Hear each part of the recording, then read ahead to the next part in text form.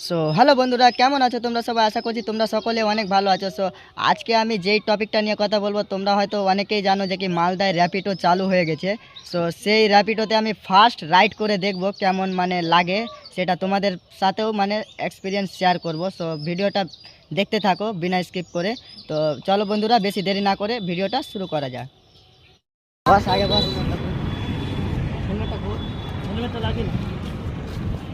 লাস্টে যে বলবো লাগিয়ে নেবা।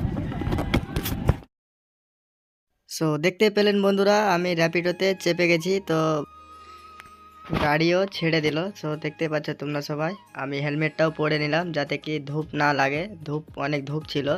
সো দেখতে পাচ্ছ আমি এখানে আমার ভাগনাকে নিয়ে এসেছিলাম, ওর শরীরটা খারাপ ছিল, ওই জন্য আমি হসপিটাল ওকে নিয়ে এসেছিলাম। সো দেখতে পাচ্ছ আমি এখন বাড়ি যাচ্ছি। মালদা সদর হসপিটাল থেকে যাব হচ্ছে আমরা আলিপুর, যেটা কালিয়াচকের ভিতরে, মোটামুটি 1 কিলোমিটার ভিতরে আছে, সেখানে যাব। আমার ভাগনার বাড়ি ওখানেই আছে, ওখানে রেখে তারপর আমি ওখান থেকে বাড়ি চলে যাব।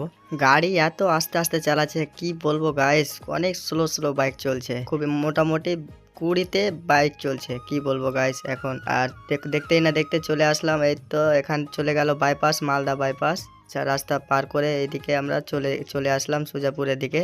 তো দেখতে পাচ্ছ তোমরা সবাই এখানে। আর মালদা থেকে ভিডিওটা কে কে দেখছো কমেন্টে অবশ্যই বলবে। আর তোমরাও যদি র্যাপিডো বুক করতে চাও তো র্যাপিডো অ্যাপসটাকে ইনস্টল করে ওখান থেকে র্যাপিডো বুক করতে পারবে। সো তোমরাও একবার ট্রাই করে অবশ্যই দেখবে। আমার এক্সপিরিয়েন্সটা তো শেয়ার করে দিলাম, এবার তোমরাও একবার রাইড করে দেখো কেমন লাগে। আর বন্ধুরা, কথা বলতেই না বলতে চলে আসলাম সুজাপুর। এই তো দেখতে পাচ্ছ এখানে গুম্বাদ আর মিনারটা দেখা যাচ্ছে। সো দেখতে পাচ্ছ এটা হচ্ছে সুজাপুর 9 মৌজা ঈদগাহ।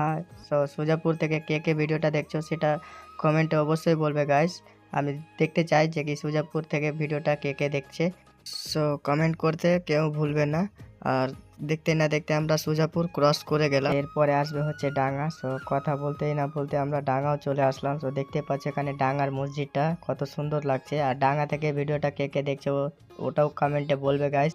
আর র্যাপিডো চালু হয়ে অনেক মানুষের সুবিধেও হবে, কেননা র্যাপিডোতে মানে কি যখন অর্ডার করবা তখনই মানে রিসিভ করতে চলে আসবে। তো যত রাতে তুমি বুক করো তখনই চলে আসবে। সো দেখতেই না দেখতে আমরা চলে আসলাম জালালপুর। সো দেখতে পাচ্ছ তোমরা সবাই চারিদিকটা, এই তো এখানেও একটা মসজিদ দেখা যাচ্ছে। এই মসজিদটার কে কে দেখেছো সেটাও কমেন্টে বলবে।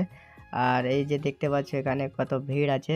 সো জালালপুরও আমরা ক্রস করে গেলাম। আর ভিডিওটি ভালো লাগলে লাইক করতে ভুলবেন না। র্যাপিডোতে ট্রাভেল করতে ভালোই লাগছে গাইস, কেননা যে আমি বুক করার 15 সেকেন্ডের মধ্যে মধ্যে ফোন চলে আসে, আর আমাকে 1 মিনিটের মধ্যে মধ্যে আমাকে নিতে চলে আসে, রিসিভ করতে চলে আসে। সো এই জন্যই মানে ভালো লাগলো আজকে, মানে আমাকে ওয়েট করতে হয়নি, হসপিটাল থেকে বের হওয়ার আগে আমাকে রিসিভ করতে চলে এসেছিল, এই জন্য আমাকে খুবই ভালো লেগেছে। তোমরাও একবার র্যাপিডোতে ট্রাভেল করে দেখো গাইস, তোমাদেরকেও আশা করছি ভালো লাগবে। তো দেখতেই না দেখতে আমরা চলে আসলাম বালিয়াডাঙ্গা মোড়। সো দেখতে পাচ্ছ এইটা যেটা রাস্তাটা দেখতে পাচ্ছ, এটা চলে গেল না গোলাপগঞ্জ, মানে ওইখান থেকে তোমার বাংলাদেশ যাওয়া যাবে এখান থেকে। এই রাস্তা দিয়ে কে কে বাংলাদেশ বর্ডার ঘুরতে গিয়েছো গাইস কমেন্টে প্লিজ বলবে। আর আমার ভিডিও দেখার জন্য আমার এই পেজটিকে ফলো করে দিবে। সো এরকম ভিডিও তোমাদের সবার জন্য আমি নিয়ে আসতেই থাকবো। সো গল্প করতে করতে আমরা কালিয়াচকও পৌঁছে গেলাম। তো দেখতে পাচ্ছ কালিয়াচকের মার্কেট গুলো কত মানে ভিড়, এখানে কালিয়াচক বলতেই ভিড় গাইস, সবাই জানে এটা। আর কালিয়াচকে রমজান মাসে ভিড়টা একটু বেশি থাকে, কেননা সবাই বাজার হাট করতে ব্যস্ত থাকে, আর কাপড় টাপড় কেনার জন্য সবাই ব্যস্ত থাকে। তো এই জন্যই একটু ভিড়টা বেশি থাকে। আর দেখতে পাচ্ছ গাছ চারিদিকটা কত সুন্দরভাবে সাজিয়েছে, মানে প্রত্যেকবার রোজাতেই এইভাবে সাজে, আমরা ছোট্টবেলা থেকে দেখে এসেছি, প্রত্যেকবার একবারও মিস হবে না, প্রত্যেকবারই এইভাবে সাজাবে, চারিদিক দিয়ে লাইটিং ফাইটিং দিয়ে সব, মানে রাত্রে দেখবা কি না সেই লেভেলের লাগবে, একদম সেই লেভেলে। তো দেখতে পাচ্ছ তোমরা সবাই এখানে সব বাজার করার জন্য কতই ব্যস্ত হয়ে আছে, চারিদিকে শুধু লোক আর লোক, মানে ব্যস্ত সবাই, এখন আপন আপন কাজে সবাই ব্যস্ত। এরপর আমরা কালিয়াচক ক্রস করে চলে যাচ্ছি আলিপুরের দিকে, আমার ভাগনার বাড়ি, ওখানটায় আমি ওকে রেখে আবার আমি বাড়ি চলে যাব। সো আমাদের মঞ্জিল আর বেশি দূরে না, এই তো চলে আসলাম আলিপুর গ্যাসো মোড় চলে আসলাম, এখানটায় রেখে দিয়ে আমার ভাগনাকে আমি বাড়ি চলে যাব।